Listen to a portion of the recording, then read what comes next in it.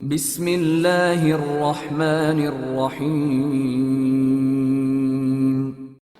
जासूस आज़म इमरान सीरीज मुसन्निफ मज़हर कलीम MA। टेलीफोन की घंटी बजते ही कर्नल फरीदी ने टेलीफोन का रिसीवर उठा लिया। आजकल चूंकि इसके पास कोई केस ना था, इसलिए वो सारा दिन कोठी पर ही मौजूद रहता था। कैप्टन हमीद की अलबत्ता अल्लाह ने सुन ली थी, इसलिए वो बड़े इत्मीनान से होटल गर्दी में मसरूफ रहता था। और इस वक्त जबकि शाम के 4 बजने वाले थे, कैप्टन हमीद किसी होटल में जाने की तैयारी में मसरूफ था और बाथरूम में घुसा हुआ था, और कर्नल फरीदी के हाथ में एक साइंसी मैगजीन था। Yes Hard Stone, colonel Faridi ने रिसीवर उठाते ही सख्त लहजे में कहा। नंबर 11 बोल रहा हूँ जनाब, एक अजीब सी रिपोर्ट मिली है, दूसरी तरफ से कहा गया। ओह, कैसी रिपोर्ट? कर्नल फरीदी ने चौंक कर पूछा। सर, नंबर 130 ने, जिसकी ड्यूटी होटल अल्बानिया में है, अभी रिपोर्ट दी है कि कासिम जब होटल में आया तो वेटर्स का इंचार्ज बग तेजी से इसकी तरफ बढ़ा। इसने बताया कि डॉक्टर आर्नल्ड ऊपर अपने कमरे में इसका इंतजार कर रहा है, और फिर वो कासिम को साथ लेकर तीसरी मंजिल की तरफ चला गया। खास बात जो 130 ने नोट की वो ये है कि कासिम ने कहा कि इस वक्त अल्लामिया की जन्नत के ठेकेदार से बात कर ली है, अब वो इसे ब्लैकमेल नहीं किया जा सकता। नंबर 11 ने कहा। ओह, वाकई ये अहम रिपोर्ट है। कासिम को लाजमन ब्लैकमेल किया जा रहा होगा। तुम इसे डॉक्टर आर्नल्ड की मुकम्मल निगरानी कराओ, कर्नल फरीदी ने तेज लहजे में कहा। मैंने अहकामात दे दिए हैं जनाब, नंबर 11 ने जवाब दिया। ठीक है, कोई खास बात हो तो मुझे रिपोर्ट कर देना, कर्नल फरीदी ने कहा और रिसीवर रख दिया। क्या हुआ कासिम को? कैप्टन हमीद ने बाथरूम से बाहर निकलते हुए पूछा। इससे शायद कर्नल फरीदी की बात सुन ली थी। कोई अहमक इसे मोटी मुर्गी समझकर ब्लैकमेल कर रहा है, कर्नल फरीदी ने सपाट लहजे में जवाब दिया। ओह, कैसे? कौन कर रहा है? कासिम तो पिछले दिनों दारुल हुकूमत से गायब रहा है, किसी को पता नहीं था कि वो कहाँ है, कैप्टन हमीद ने कहा। अच्छा, वाकई? लेकिन कासिम तो ऐसा आदमी नहीं है कि किसी को बताए बगैर चला जाए। इसका मतलब है कि ये कोई सीधा साधा और आम सा मसला नहीं है, कर्नल फरीदी ने कैप्टन हमीद की बात सुनकर बेख्तियार चौंक कर कहा। होगा तो किसी फुल फ्लूटी के चक्कर में, और कासिम के साथ क्या किया हो सकता है, कैप्टन हमीद ने मुस्कुराते हुए कहा। देखो, बहरहाल पता लग जाएगा, मैंने मुकम्मल निगरानी के अहकाम दे दिए हैं, कर्नल फरीदी ने जवाब दिया। वो इस वक्त है कहाँ? कैप्टन हमीद ने पूछा। होटल अल्बानिया में किसी डॉक्टर आर्नल्ड से मिलने गया है, कर्नल फरीदी ने जवाब दिया। ओके, मैं खुद जाकर देखता हूँ, मैंने भी वहीं जाना है, कैप्टन हमीद ने सर हिलाते हुए कहा। लेकिन चूंकि कर्नल फरीदी रिसाले में महव हो चुका था, इसलिए इसने कुछ जवाब ना दिया।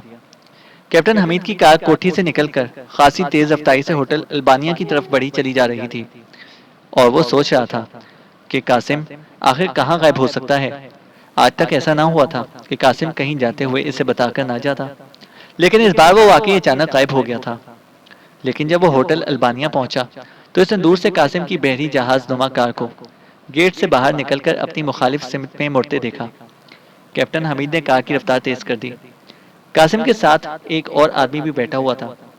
कैप्टन हमीद ने इसका ताक़ुब शुरू कर दिया, लेकिन अभी वो एक ही मोड़ मुड़ा था कि अचानक कहीं से फायर की आवाज़ सुनाई दी, और इसके साथ ही कैप्टन हमीद की कार बुरी तरह लहराई।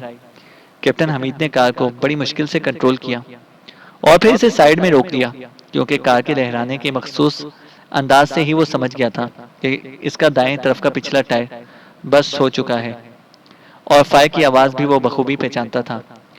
कार रोककर वो चंद लम्हे कार के अंदर ही बैठा रहा। फिर इसने दरवाज़ा खोला और उछलकर एक लंबा जंप लेकर फुटपाथ पर मौजूद लोगों के हुजूम में झांक खड़ा हुआ। इसे खतरा था कि इसकी कार पर फायर ना किया जाए, लेकिन दूसरा फायर ना हुआ। चंद लम्हों तक कैप्टन हमीद इधर उधर देखता रहा, लेकिन इसे कोई मशकूक आदमी नजर ना आया। तो वो तेजी से मुड़कर एक रेस्टोरेंट में दाखिल हो गया। फ़ोन करना है मुझे, कैप्टन हमीद ने काउंटर बॉय से कहा। Oh yes sir, counter boy ने मौदबाना लहजे में कहा, और कैप्टन हमीद ने काउंटर पर पड़े हुए टेलीफोन का रिसीवर उठाया और तेजी से नंबर डायल करने शुरू कर दिए। यस, दूसरी तरफ से नंबर 11 की आवाज़ सुनाई दी। हमीद बोल रहा हूँ, मैं कासिम की कार के पीछे जा रहा था कि एलगन रोड पर फायर करके मेरा टायर बस्ट कर दिया गया। क्या तुम्हारा आदमी कार के पीछे है? कैप्टन हमीद ने होंठ काटते हुए पूछा। ओह यस सर, वो कासिम की कार का ताकुब कर रहे हैं। कासिम डॉक्टर आर्नल्ड के साथ होटल से निकला है। आप किस जगह पर मौजूद हैं? मैं आदमी भिजवा देता हूँ जो टाई बदल देगा। दूसरी तरफ से नंबर 11 ने जवाब दिया, मैं कैफे दिलकशा से बोल रहा हूँ, मैं वहीं बैठा हूँ। तुम अब मुझे यहाँ की रिपोर्ट देना कि कासिम कहाँ गया है। लेकिन कैप्टन हमीद ने जवाब दिया, ओके सर, दूसरी तरफ से कहा गया और कैप्टन हमीद ने रिसीवर रख दिया। सुनो, मेरा नाम कैप्टन हमीद है, अगर मेरा फ़ोन आए तो मुझे बता देना। कैप्टन हमीद ने काउंटर बॉय से मुखातिब होकर कहा। यस सर, मैं जानता हूँ आपको, काउंटर बॉय ने कहा।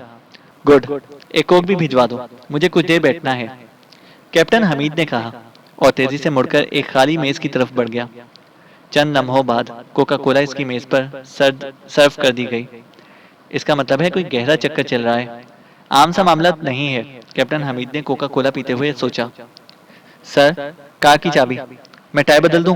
अचानक इसे एक मौदबाना आवाज सुनाई दी और इसे चौंक कर देखा तो जीरो सर्विस का एक आदमी इसके करीब खड़ा था।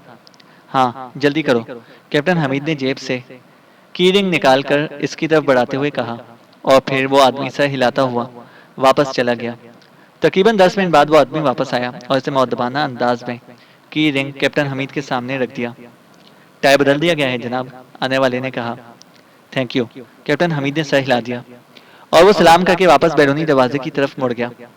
सर, आपका फ़ोन, इसीलिए मैं एक वेटर ने करीब आकर कहा।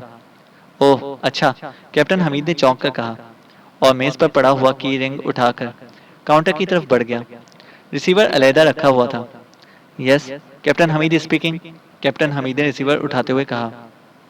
सर, अभी अभी रिपोर्ट मिली है कि कासिम डॉक्टर आर्नल्ड के साथ लेकर आसिम टेक्सटाइल मिल गया है और वो दोनों मिलकर एक मखसूस शोबे S1 में दाखिल हुए हैं और अभी तक अंदर ही हैं। दूसरी तरफ से नंबर 11 ने कहा।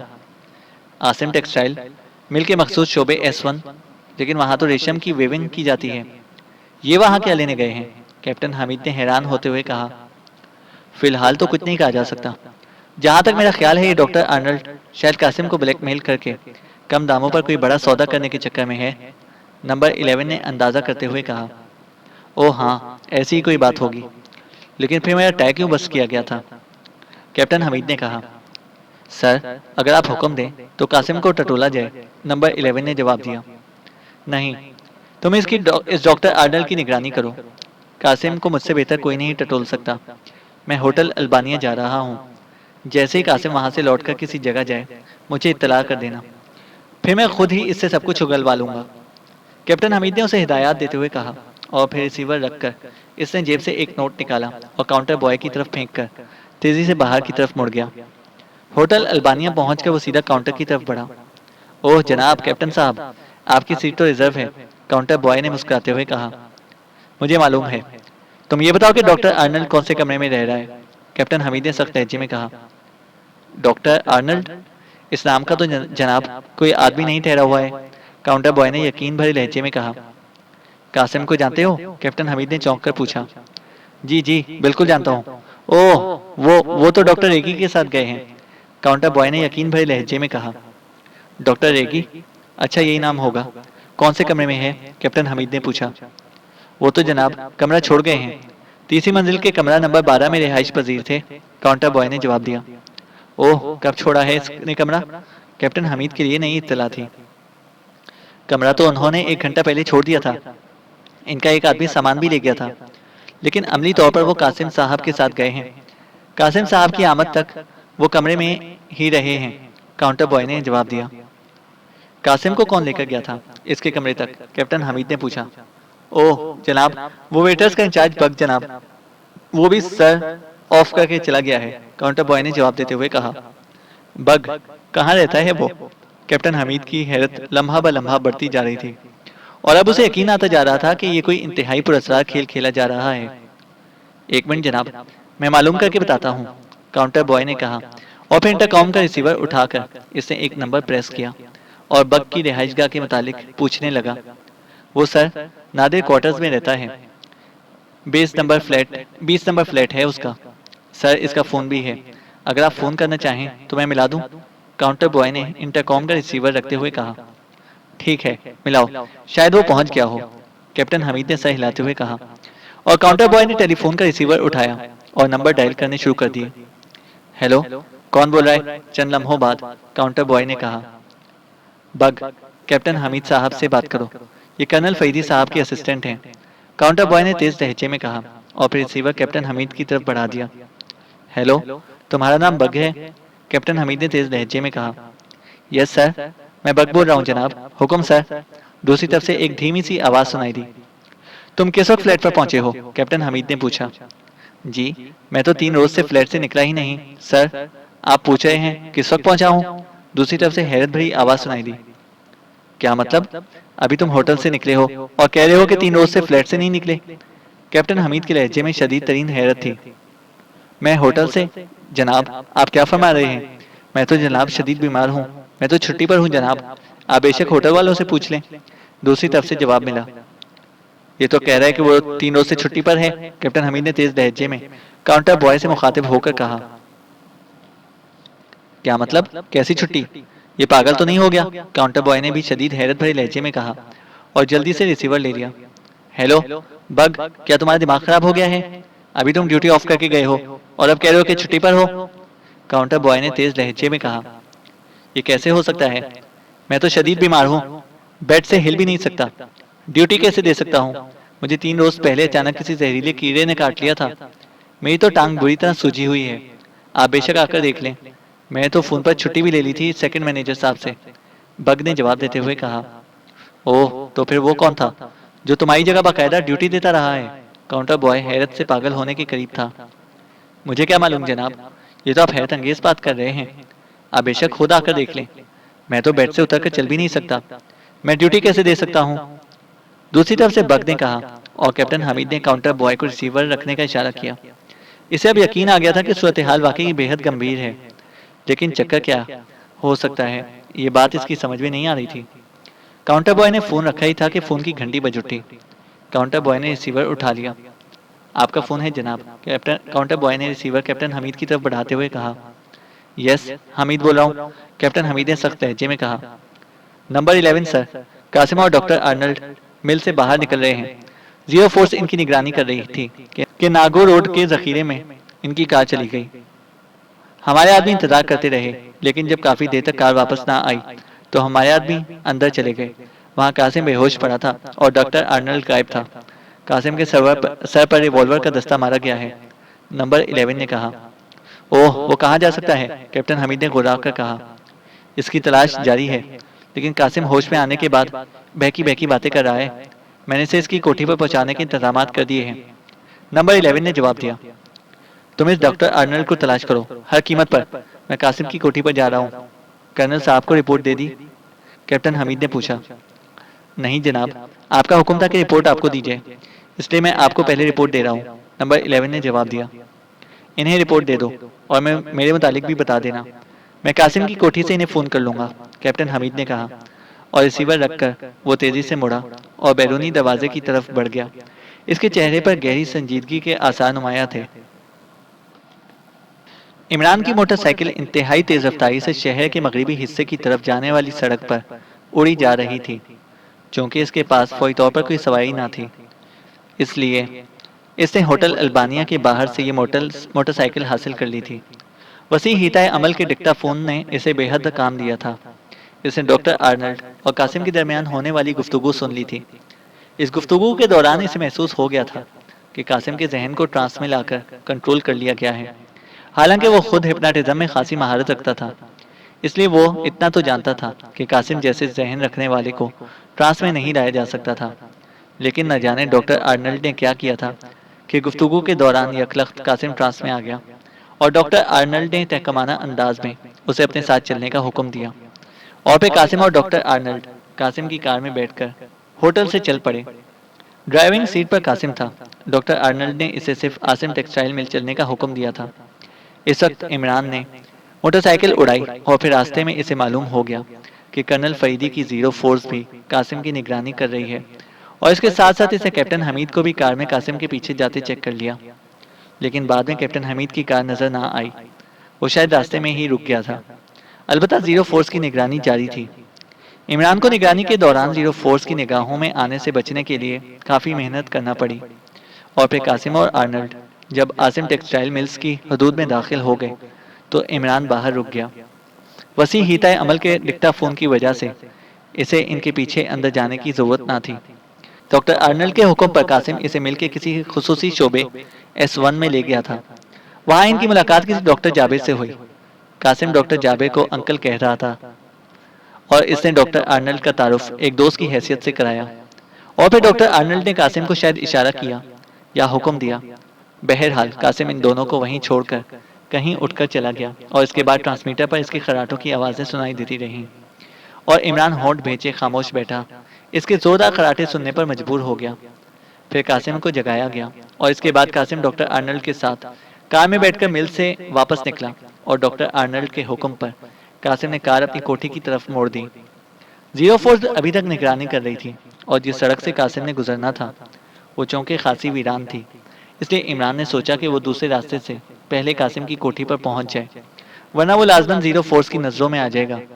चुनाचे इसने अगले ही चौक से मुखालिफ सिमत में टर्न लिया और मोटरसाइकिल दौड़ाता हुआ वो इंतहाई तेज रफ्तारी से शहर के मगरबी हिस्से की तरफ, जहां इंतहाई दौलतमंद अफराद की रिहायशी कॉलोनी ग्रीन टाउन वाक़ थी, उड़ा चला जा रहा था। इसे यह तो मालूम हो गया था कि कासिम को दरमियान में डालकर कोई लंबा खेल खेला जा रहा था और ये खेल क्रीमिया की top secret agency red circle के तहत खेला जा रहा है। अब इसे यकीन हो गया था कि डॉक्टर अर्नल्ड ने लाजमन या तो रेड एजेंसी की मुलाजमत इख्तियार कर ली है या फिर रेड एजेंसी ने किसी मखसूस मकसद के तहत डॉक्टर अर्नल्ड की खिदमत हासिल की हैं। इसे दूसरा ख्याल ज़्यादा करीने क्यास लगता था, क्योंकि अगर डॉक्टर अर्नल्ड रेड एजेंसी का मुलाजिम होता तो वो अपने कागजात की बाजियाबी पर ना अड़ता। लेकिन असल खेल क्या था इसका इसे पता ना चल रहा था। आसिम टेक्सटाइल मिल से रेड सर्कल को क्या हासिल हो सकता था, और फिर वहां किसी डॉक्टर जाबिर की मौजूदगी भी अजीब सी बात थी।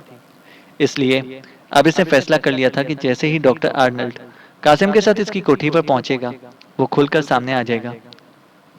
04 की निगरानी से तो वो ये समझ गया था कि कर्नल फरीदी को इस खेल की भनक पड़ गई है, इसलिए वो भी जल्द अज जल्द इसकी तह तक पहुंचना चाहता था ताकि कर्नल फरीदी पर रोक डाला जा सके। ग्रीन टाउन में दाखिल होने के बाद इमरान सीधा कासिम की कोठी के गेट पर पहुंचा।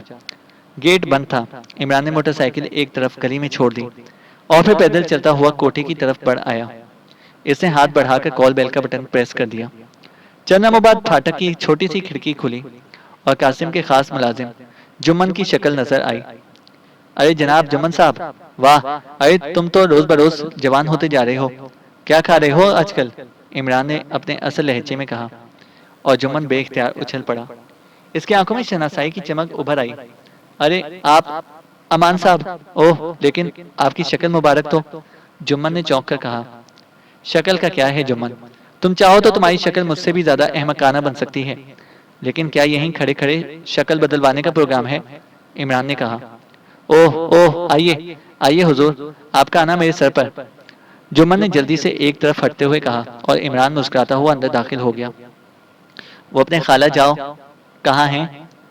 इमरान ने अंदर पोर्च में कासिम की कार खड़ी ना देखकर पूछा। वो तो हुजूर कहीं गए हुए हैं, जुम्मन ने फाटक बंद करते हुए जवाब दिया। अच्छा, फिर मैं इंतजार कर लेता हूँ, इमरान ने जवाब दिया और जुम्मन सर हिलाता हुआ इसे लेकर खुसूसी कमरे में आ गया। सुनो, जब वो आए तो इसे मेरे मुतालिक ना बताना, मैं खुद अचानक इससे मिलना चाहता हूँ, इमरान ने कहा। जी अच्छा, जैसे आपकी मर्जी हुजूर, जुम्मन ने फिदोयाना अंदाज में कहा और बाहर चला गया। इमरान सोफे पर दराज हो गया। फिर थोड़ी देर बाद इसे फाटक खुलने की आवाज़ सुनाई दी तो वो चौंक कर सीधा हो गया। कासिम की बड़ी कार का शोर साफ सुनाई दे रहा था। इमरान उठकर दरवाजे पर आ गया, लेकिन बाहर झांकते ही वो चौंक पड़ा, क्योंकि कासिम की कार की पिछली सीट पर बेहोश पड़ा हुआ था और कार की ड्राइविंग सीट पर 04 का आदमी था। इसे उठाकर अंदर ले जाओ, यह अभी थोड़ी देर में होश में आ जाएगा, 04 के कारकुन ने कार पोर्च में रोककर नीचे उतरते हुए कहा। हुजूर, हुआ क्या? नसीबे दुश्मना, हुआ क्या? जुम्मन ने रो देने वाले लहजे में कहा। कुछ नहीं हुआ, घबराओ नहीं, मैं कर्नल फरीदी का आदमी हूँ, डॉक्टर को बुलाने की भी जरूरत नहीं है, बस इन्हें जाकर लिटा दो, गुड बाय, इस आदमी ने कहा और तेजी से वापस चलता हुआ फाटक की तरफ बढ़ गया। इमरान होंठ भेजे खामोश खड़ा था।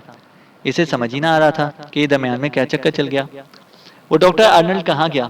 कोठी के सारे मुलाजिमों ने बड़ी मुश्किल से घसाट कर कासिम को कार से बाहर निकाला और फिर इस तरह इसे उठाकर अंदर इसके बेडरूम की तरफ चले जैसे चुंटियां किसी मुर्दा हाथी को मिलकर घसीट रही हों। बहरहाल हाँफते कांपते उन्होंने कासिम को इसके बेडरूम तक पहुंचा दिया। अभी इमरान खड़ा सोच ही रहा था कि अब वो क्या करे कि इसने फाटक की छोटी खुली हुई खिड़की से कैप्टन हमीद को अंदर दाखिल होते देखा। इमरान तेजी से पीछे हट गया। इसके साथ ही इसे फैसला कर लिया था कि अब इसे फौरन यहाँ से निकल जाना चाहिए। कैप्टन हमीद मुलाजिमों से बातें करता हुआ कासिम के बेडरूम की तरफ बढ़ गया तो इमरान जल्दी से बाहर आया और फिर से बरामदे में ही जुम्मन को पकड़ लिया।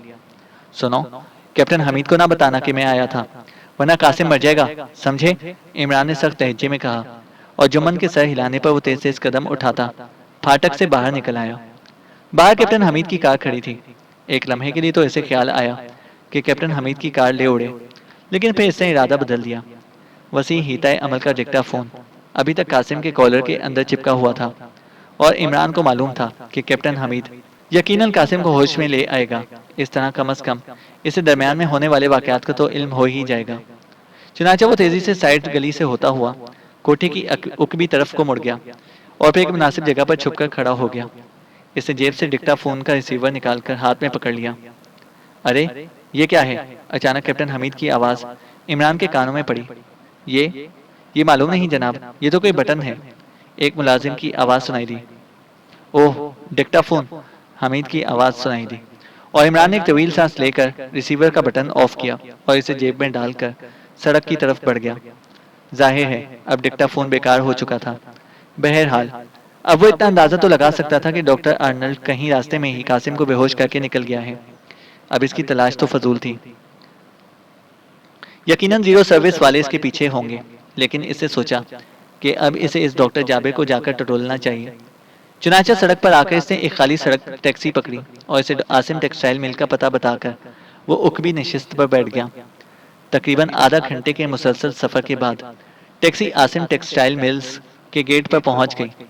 इमरान ने नीचे उतरकर टैक्सी का ड्राइवर को किराया दिया और खुद इस्तकबालिया की तरफ बढ़ गया। जी फरमाइए, इस्तकबालिया क्लर्क ने इमरान को सर से पैर तक गौर से देखते हुए कहा। मुझे S1 के डॉक्टर जाबिर से मिलना है, इमरान ने तहकमाना लहजे में मुंह बनाते हुए कहा। डॉक्टर जाबिर से? ओह अच्छा, इधर छोटे कमरे में तशरीफ रखिए, मैं बात करता हूँ। अगर वो रजामंद हो गए तो मुलाकात हो जाएगी। आपका नाम? इस्तकबालिया क्लर्क ने संजीदा लहजे में कहा। मेरा नाम हातिम है, लेकिन डॉक्टर जाबिर मेरे नाम से वाकिफ नहीं है, इमरान ने कहा। कोई बात नहीं, वो पहले आपसे फ़ोन पर बात कर लेंगे, आप तशरीफ़ रखिए, इस्तकबालिया क्लर्क ने कहा और इमरान सर हिलाता हुआ इस छोटे कमरे की तरफ बढ़ गया। कमरा खाली पड़ा हुआ था, अलबत्ता इसमें चंद कुर्सियां ज़रूर मौजूद थीं। इमरान एक कुर्सी पर बैठ गया। सर, डॉक्टर जाबिर साहब एक अहम काम में मसरूफ़ हैं, आधे घंटे तक इंतज़ार करना होगा आपको। आप क्या पियेंगे? इस्तकबालिया क्लर्क ने थोड़ी देर बाद कमरे में दाखिल होते हुए मौदबाना लहजे में पूछा। कोई बात नहीं, मैं इंतज़ार कर लूँगा, शुक्रिया, इमरान ने सर हिलाते हुए कहा और इस्तकबालिया क्लर्क खामोशी से बाहर निकल गया। फिर तकरीबन 10 मिनट बाद इसे भारी कदमों की आवाज़ें सुनाई दी और इमरान चौंक कर सीधा हो गया। कदमों की मखसूस आवाज़ें वो अच्छी तरह पहचानता था। ये चाल यकीनन कर्नल फरीदी की थी और फिर दूसरे लम्हे कर्नल फरीदी कमरे में दाखिल हो चुका था। इसके पीछे इस्तकबालिया क्लर्क था। ये साहब डॉक्टर जाबिर से मिलने आए हैं, इस्तकबालिया क्लर्क ने सामने कुर्सी पर बैठे इमरान की तरफ इशारा करते हुए कहा। ठीक है, तुम जा सकते हो, कर्नल फरीदी ने खुश्क लहजे में मुड़े बगैर कहा और क्लर्क तेजी से वापस चला गया। तुम्हें देखकर मुझे वाकई हैरत हो रही है इमरान कि तुम यहाँ मौजूद हो, लेकिन मेरी जीरो सर्विस तुम्हारी मौजूदगी से बेखबर है। अचानक कर्नल फरीदी ने आगे बढ़कर एक कुर्सी पर बैठते हुए इंतहाई खुश्क लहजे में कहा। वो दरअसल मैं आपके सामने सुलेमानी टोपी पहनना भूल गया था, इमरान ने बौखलाए हुए अंदाज में कहा। जाहिर है कर्नल फरीदी की तेज निगाहें इसे इस मेकअप में भी आसानी से पहचान चुकी थी, इसलिए अब मुकरने का कोई फायदा ना था। हूँ, लेकिन तुम इस खेल में कैसे मुलविस हो गए? कर्नल फरीदी ने इस तरह सख्त लहजे में हंकारा भरते हुए कहा। कौन से खेल में? मैं तो जिंदगी में एक ही खेल में मुलविस हुआ हूँ और वो है लैला मजनू। लेकिन वो लैला आज तक इसी तरह बेवफा की बेवफा ही है।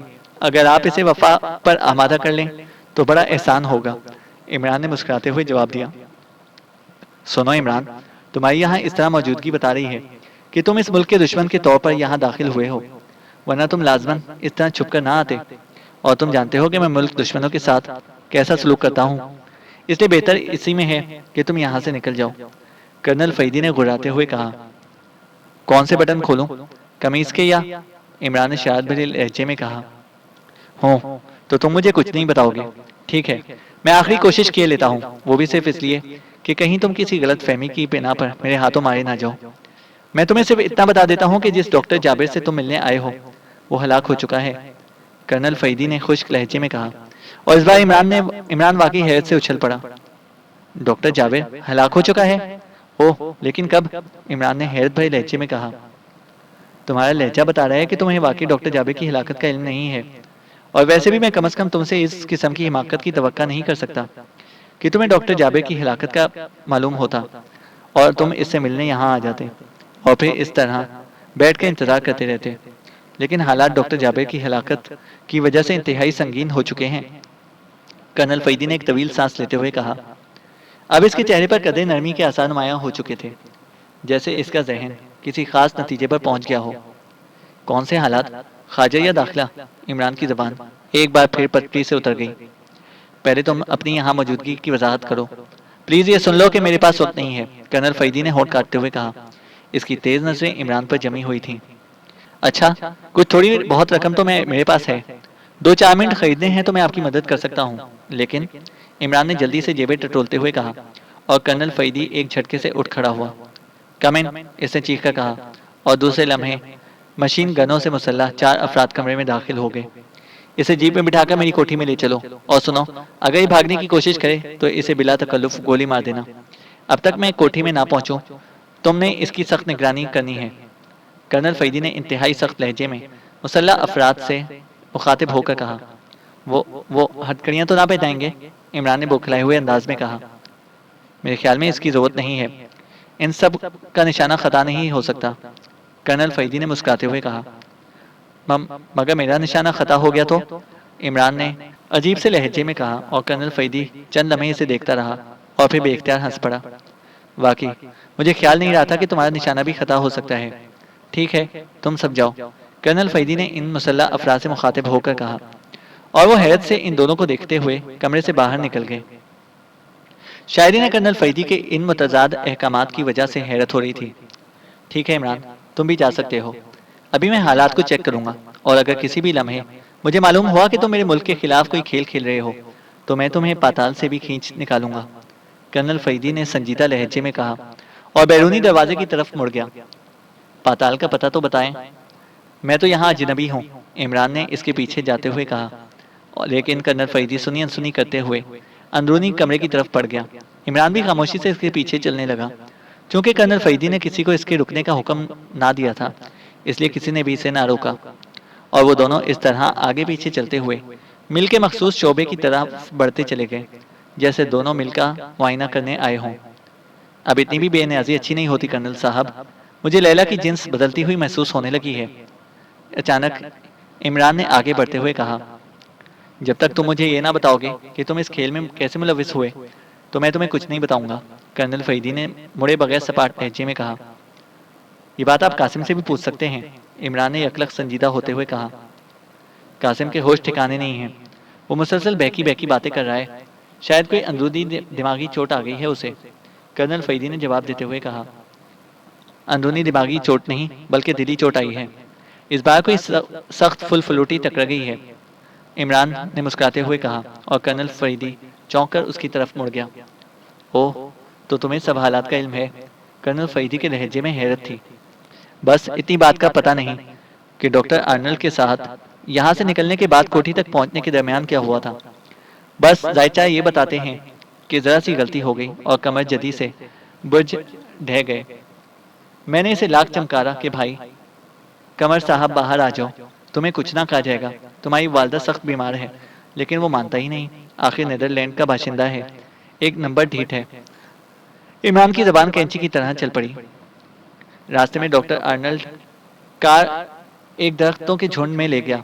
जीरो फोर्स निगरानी करती रही, लेकिन जब ये वापस ना आए तो वो अंदर दाखिल हुए तो कासिम कार में बेहोश पड़ा था। इसके सर पर चोट लगाई गई थी और डॉक्टर आर्नल्ड गायब था और अब तक इसका पता नहीं चल सका।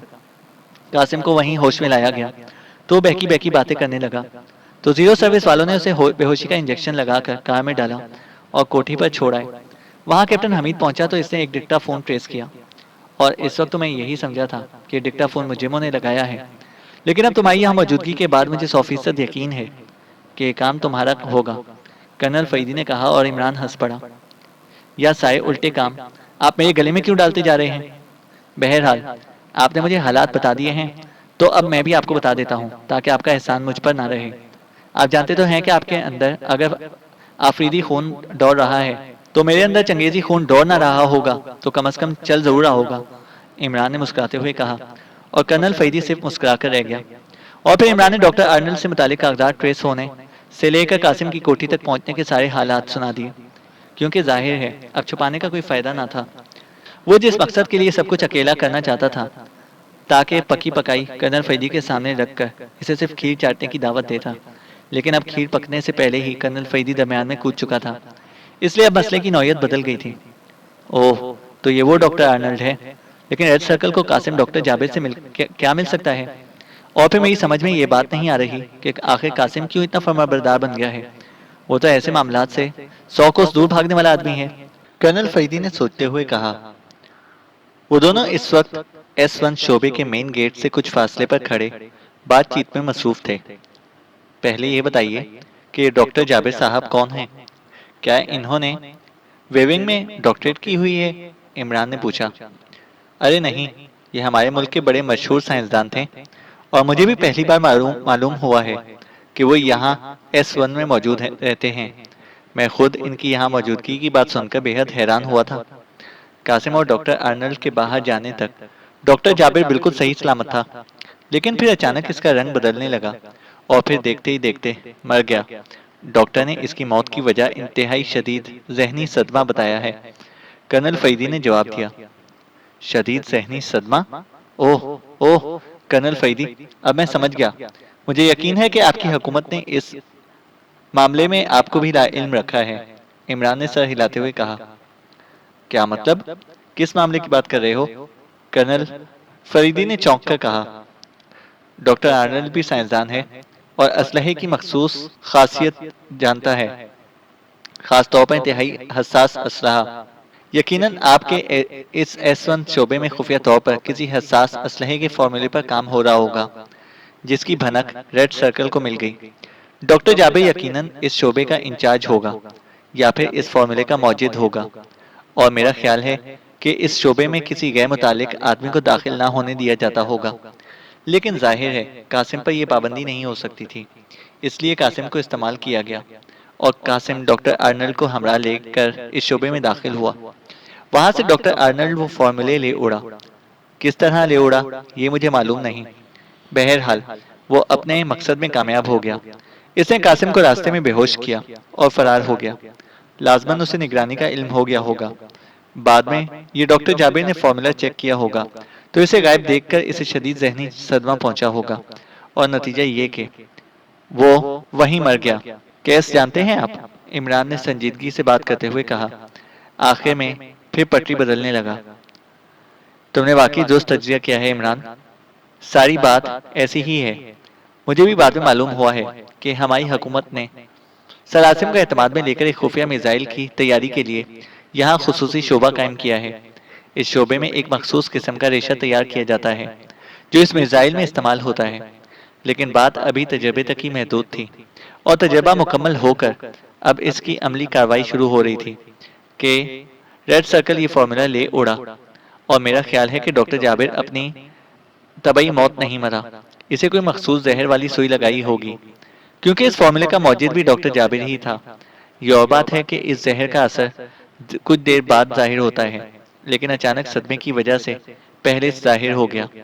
कर्नल फरीदी ने सर हिलाते हुए कहा। ओह, तो फिर आप यहाँ क्या चेक करने आए हैं? वैसे मेरे तो खड़े खड़े टांगे कांपने लगी हैं और आप न जाने क्या खाते हैं कि आपकी टांगों में तो जुम्बिश तक नहीं आई, इमरान ने मुंह बनाते हुए कहा। मैं सिर्फ ये चेक करने आया हूँ कि डॉक्टर जाबिर के अलावा किसी को फॉर्मूले का इल्म है कि नहीं, और ये फॉर्मूला किस शक्ल में था जब इसे चुराया गया। आओ मेरे साथ, कर्नल फरीदी ने सर हिलाते हुए कहा। आप चेक करें, मैं तो अपने खाला जाद के पास जा रहा हूँ। अब मेरा काम तो खत्म हो गया, अब आप जाने और आपका फॉर्मूला, इमरान ने मुस्कुराते हुए कहा। ठीक है, मैं खुद वहीं आ रहा हूँ। वैसे तुम मेरे और कैप्टन हमीद से ज़्यादा आसानी से कैप्टन कासिम को डील कर सकते हो, इसलिए तुम्हें वहां पहुंचना जरूरी है। कर्नल फरीदी ने जवाब दिया, एक तो आपका दिमाग न जाने इतना तेज रफ्तार क्यों सोचता है। मैं अभी सोचता बाद में हूँ और आप नतीजे तक पहले पहुंच जाते हैं। इमरान ने रो देने वाले लहजे में कहा और कर्नल फरीदी बेख्तियार हंसता हुआ S1 की तरफ बढ़ गया, जबकि इमरान वापस गेट की तरफ बढ़ने लगा। चैनल को सब्सक्राइब करें और बेल आइकन को प्रेस करें ताकि हमारी हर अपडेट आपको बर वक्त मिल सके।